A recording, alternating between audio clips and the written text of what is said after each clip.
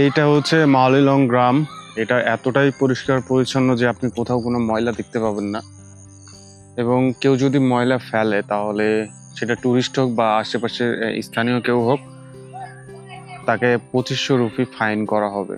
So এটা আমরা যারা ট্যুরিস্ট আসছি তাদেরকেও এটা খেয়াল রাখতে হবে। এবং দেখুন রাস্তাঘাট কিন্তু একদম পরিষ্কার পরিচ্ছন্ন। আসলে এখান থেকে আমাদের অনেক কিছু শেখার আছে, যে আমরা আসলে চাইলেই কিন্তু আমাদের নিজেদের পরিবেশগুলো পরিষ্কার পরিচ্ছন্ন রাখতে পারি, কিন্তু এটা আমাদের হয়তো সৎ উদ্দেশ্য বা এরকম কোনো ইচ্ছা নাই। যদি থাকতো তাহলে অবশ্যই আমরা পারতাম। তো এখান থেকে আসলে শেখা দরকার আমাদের। আর এখানে একটা চিপসের প্যাকেট বা একটা একটা ক্যান্ডির প্যাকেটও আপনি পাবেন না আর কি।